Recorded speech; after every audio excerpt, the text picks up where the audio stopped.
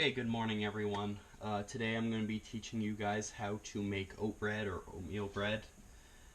This recipe has been adapted for just normal wheat bread, but just to add some oats. Today we're going to be using old-fashioned rolled oats just to give the bread a little more hearty sustenance to it.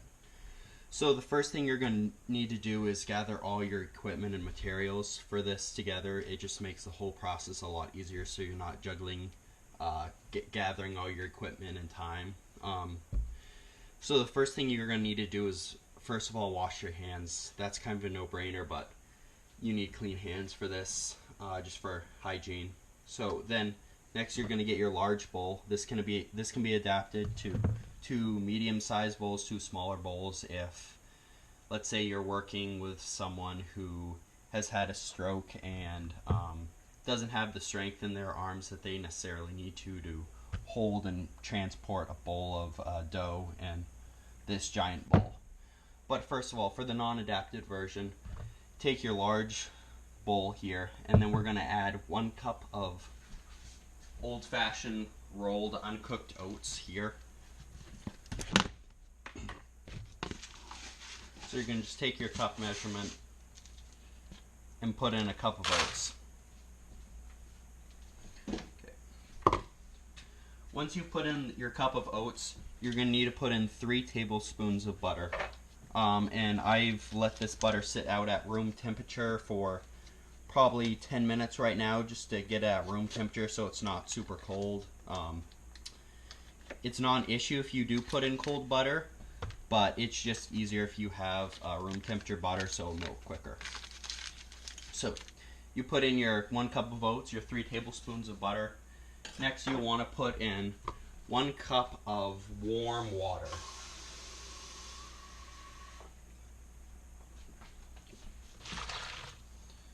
So you put your cup of warm butter in all this mixture, and then you are going to microwave this for about 2 minutes on high, depending on your microwave strength. Basically, you want this butter to melt and all the oats to get half cooked. Okay guys, so our bowl just got out of the microwave here. Everything's nice and hot. The oats have cooked.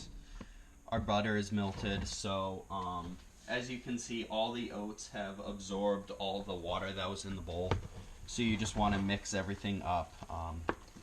It kind of looks like oatmeal here. That's the goal. The oats have expanded a little bit, and that's exactly what you want. So now, while everything's still hot, you want to add half a cup of molasses. This is the easiest sweetener to add to this mixture, and you can adapt this from molasses if you want to add some different type of sweetener, but I like molasses and it works. So you have your half a cup of molasses, just add this in, and then you want to stir everything up while it's still hot so the molasses can start to melt.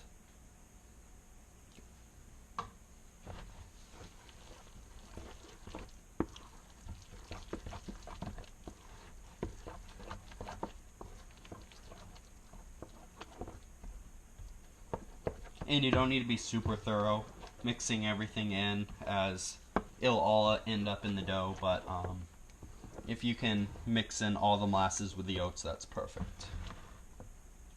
So while we're letting this cool, which it's important to let this cool because our next step is adding yeast. And yeast is technically living organisms that helps create that fluffy dough-like texture to our bread, and basically it creates little air pockets in our bread. So we don't want to put the yeast in while all this mixture is still super hot because it'll kill the yeast. But as we're letting it cool, we are going to put 1 tablespoon of yeast in here, just dry baker's yeast. We store it in the fridge just to keep it alive and healthy. And you can just get packets of these at your local store. But while we're still waiting for the molasses to cool, we can just add some salt to taste. You don't need to add a lot of salt, as you're not going for like a garlic bread type deal, but just a little salt gives it a lot of flavor.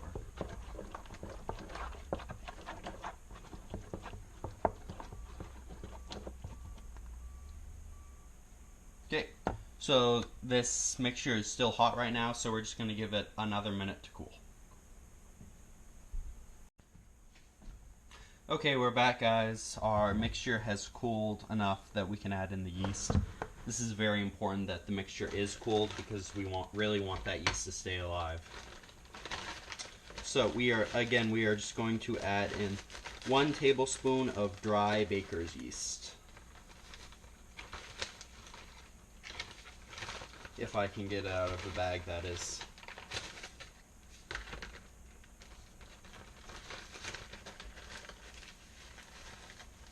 Okay, and here we go. Here's our 1 tablespoon of dry baker's yeast. And we're just going to add that in. And then we're just going to gently mix this into our mixture. Remembering that these are living microbes and we want to keep them that way. Okay. So now that all of our yeast is mixed in, we can add 1 cup of milk. This just helps give the bread a fluffy consistency.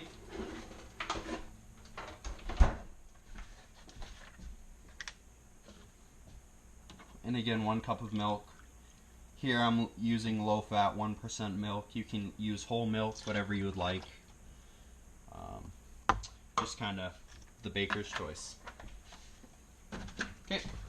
And then at this point, we're going to have a very soupy, liquidy mixture. That's a good thing. That's what we want. I added the milk in at fridge temperature just to really make sure that yeast doesn't get burnt in that hot mixture.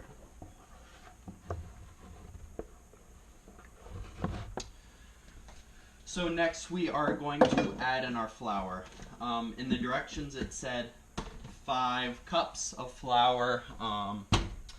This is less of a measurement thing and more of just a consistency thing. We'll start by adding in 2 cups of flour and then mixing it all in and looking at the consistency. So, and for this part you can use whole wheat flour, white flour. It doesn't really matter. Here I'm using white flour just because that's what I have available and it's easiest, but you can even use both whole wheat and white flour. It doesn't really matter as long as it gets that consistency.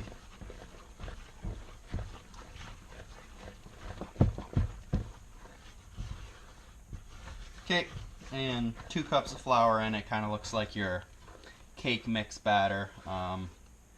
We want a little more thick and solid than that, so we're going to add in at least 1 more cup of flour.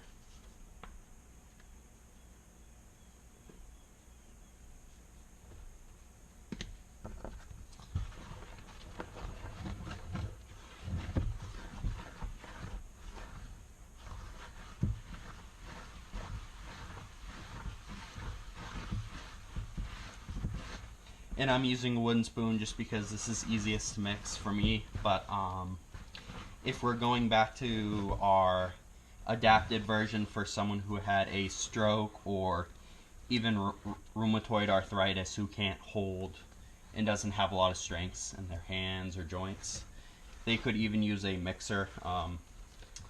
You don't want to beat the dough and like mix it too hard.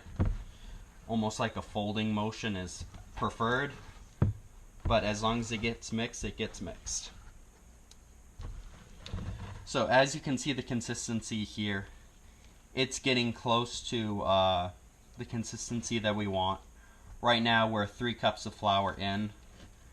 I'm going to add at least 1 more or half a cup of flour and see how that goes. So and at this point I don't really need to use my spoon anymore. And I'll start kneading this after I mix it up. Just a little bit more. Spoke too soon. And what we're doing by kneading this is we're releasing the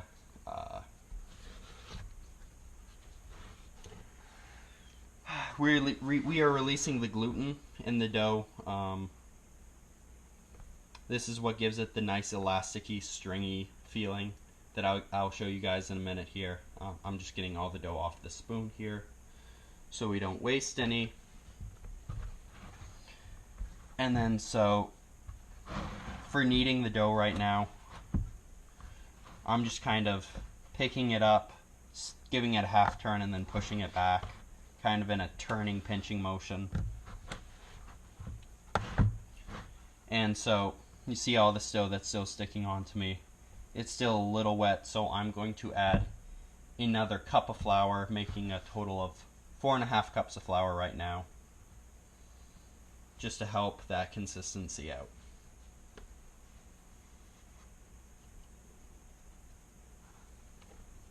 There we go.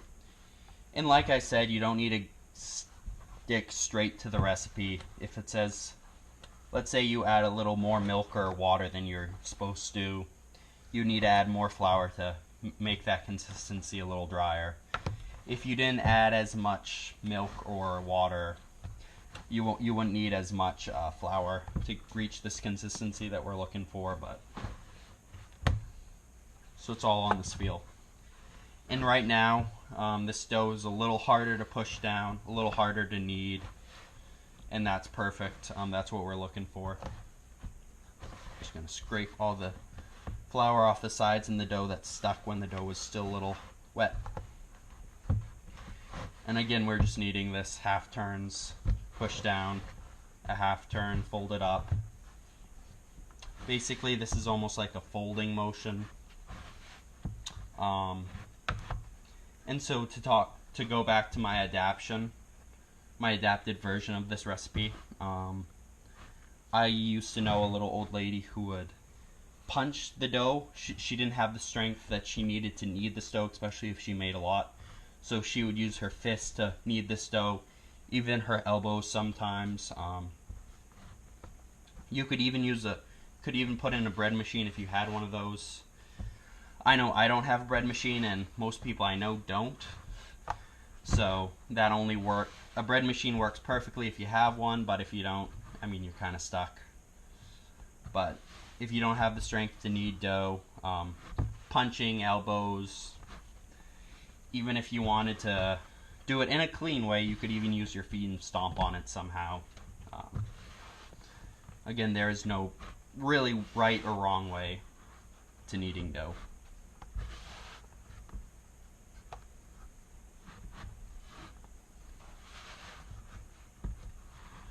Okay.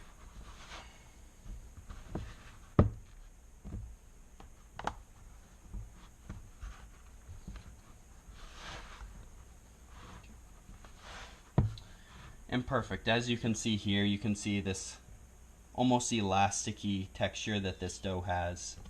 This means we're very close. And again, you never want to over knead dough or work it too hard. Otherwise, your bread will come out flat and hard and not puffy and like a loaf of bread that you want to eat. So I think we are all set right now. I'm just going to kind of put this in a little ball type shape. And then what we're going to do next is we're just going to let this bread rise. So this can take anywhere from 1 to 3 hours. If you wanted to stick your bread in the oven at a very, very low temperature, go for it. But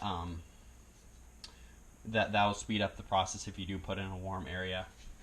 But what we're looking for is the dough to double in size. And when the dough does double in size, that's how we'll know when it's done. So that's the size of my dough right now. So I'm just going to put a clean towel over my bowl, and I'm going to let it sit. I'm not going to bounce it around or anything, because that would slow up and stop the process. So I'm just going to let the dough sit. Okay guys, so we're back. We just let our dough rise for about 3 hours now. As you can see, it's not quite double the size, but it's significantly larger.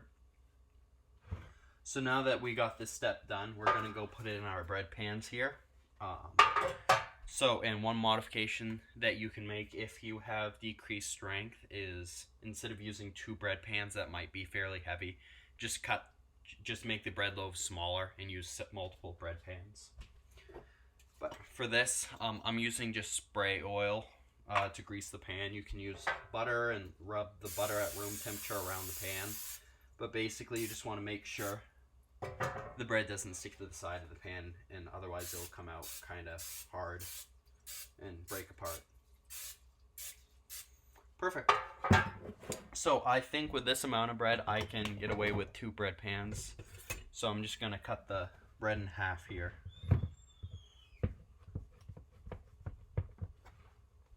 You'll be able to feel an elasticy texture from the gluten. So basically, from this point, they kind of call it punching down the bread. So you put it in the bread pan, you kind of smush it down in. I can actually get away with 1 bread pan, I believe. So I'm just going to put it all in. And you just push down to form it into shape.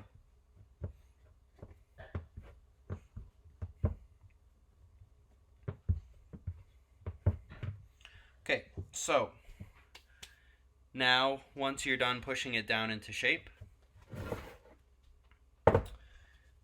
you have to let the bread rise again. So you should again cover this bread with a towel. To speed up the process, if you'd like, you can turn your oven on to the very lowest setting it can go. So for my oven it's 170 degrees Fahrenheit. I won't leave the oven on for the hour at 170 degrees Fahrenheit. I'll turn it off once it gets warmed up, but just give the yeast a warm environment to allow the dough to rise. And then once we let this bread rise for another hour or so, we can put it in the oven and bake it. Okay, so now another hour has passed with the bread rising in the bread pan in the oven. So next thing we're going to do is take out the bread. And as you can see, it has risen again. And then we're going to turn our oven on to 375 degrees, and we're going to let the oven preheat. And then we're going to put the bread in the oven for approximately 35 minutes. Okay, so now that our oven's all preheated, since this bread looks a little dry to me, I'm just going to put a little bit of butter on top of the bread, just to add to some flavor later. Just drizzle it on and rub it in. And then just put it in the oven and bake for approximately 35 minutes.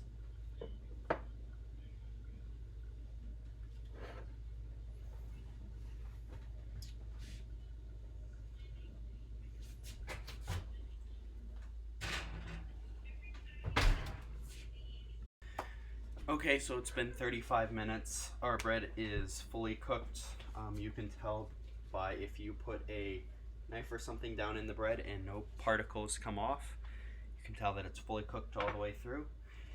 And then just let the bread cool a little bit, and then you can take it out of the pan. And don't forget to turn off your oven. Thank you.